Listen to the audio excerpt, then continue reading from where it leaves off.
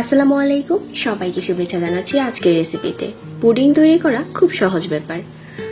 যদি মাপ ঠিক না থাকে তাহলে এই সহজ পুডিংটাও কিন্তু কঠিন হয়ে যায়। যারা নতুন নতুন রান্না শিখছেন তাদের জন্য তো এই পুডিং বানানো অনেক কষ্টের। আজকে শেয়ার করলাম পুডিং কিভাবে সহজে বাসায় তৈরি করতে পারবেন, তাও আবার চুলাতে তৈরি করেছি। তো আশা করছি ভিডিও ভালো লাগবে। পুডিং তৈরির জন্য প্রথমে আমি ক্যারামেল তৈরি করে নিচ্ছি। একটা পাত্রে দিয়ে দিচ্ছি 1/4 কাপ চিনি। প্রথমে আমি এই চিনির মাঝে কোনো পানি দিচ্ছি না। তো কিছুক্ষণ জাল করে নেওয়ার পর দেখা যাচ্ছে খুব সুন্দর একটা কালার চলে আসছে আর চিনিটা গলে গেছে। চিনিটা যখন গলে গেছে এই পর্যায়ে আমি এখানে 2 টেবিল চামচ পানি দিয়ে দিচ্ছি। খুব বেশি পানি না, 2 টেবিল চামচ পানি দিলেই হয়ে যাবে। তারপরে এই ক্যারামেলটা আর কিছুক্ষণ জাল করে নিচ্ছি। খুব সুন্দর একটা কালার যখন এই ক্যারামেলে চলে আসছে, তারপর যে বাটিতে আমরা পুডিংটা সেট করব ওই বাটিতে ঢেলে নিচ্ছি। ঢেলে নেওয়ার পর একটা সাইডে রেখে বাটিটা ঠান্ডা করে নিচ্ছি। এখন নিয়ে নিচ্ছি আরো একটি বাটিতে 2টো ডিম, 1/4 কাপ দিয়ে দিচ্ছি চিনি। এই ডিম আর চিনিটা খুব ভালো করে মিশিয়ে নিতে হবে যতক্ষণ না চিনির দানাটা গলে যাচ্ছে। তারপর এখানে দিয়ে দিচ্ছি 1/4 চা চামচ ভ্যানিলা এসেন্স। আবারও মিশিয়ে নিচ্ছি।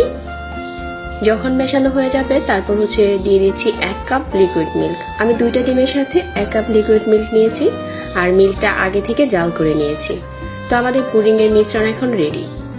ওইদিকে বাটিটাও ঠান্ডা হয়ে গেছে। এখন এই পুডিং এর মিশ্রণটা বাটিতে ঢেলে দিচ্ছি। ঢেলে নেওয়ার পর উপরে যেই বাবলগুলো আছে ওগুলো কিছুটা মিশিয়ে নিচ্ছি একটা হ্যান্ড উইক্স দিয়ে।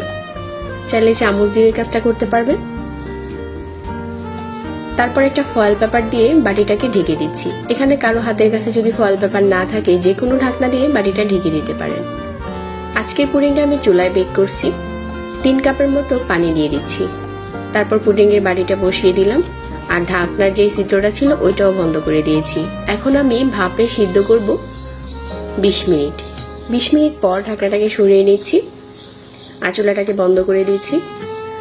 উপরে যে ফয়েল পেপার দিয়েছিলাম ওইটাও সরিয়ে নিচ্ছি। আমাদের পুডিং কিন্তু হয়ে গেছে। এখন ঠান্ডা করে নিচ্ছি। উপরে দেখিয়ে বোঝা যাবে যে এটা খুব সুন্দর করে হয়ে গেছে। ঠান্ডা করে নেওয়ার পর বাটিটা আরো খুব সুন্দর করে ঠিক হয়ে গেছে। এখন সাইড থেকে একটা ছুরি দিয়ে ঘুরিয়ে খুলে নিতে হবে। আমি এই কাজটা করার জন্য একটা ছোট ছুরি ব্যবহার করছি। তারপর একটা প্লেটে ঢেলে নিচ্ছি। তো এখন বাটিটাকে সরিয়ে নিচ্ছি। অল্প সময়ে শুধুমাত্র 2টা ডিম দিয়ে অসম্ভব সুন্দর পুডিং তৈরি হয়ে যায়। আশা করছি রেসিপি ভালো লেগেছে আর নতুনদের অনেক কাজে এসেছে। অনেক ভালো থাকবেন আর আমার ভিডিও ভালো লাগলে লাইক, কমেন্ট, শেয়ার করবেন। আজকে বিদায় নিচ্ছি। আল্লাহ হাফেজ।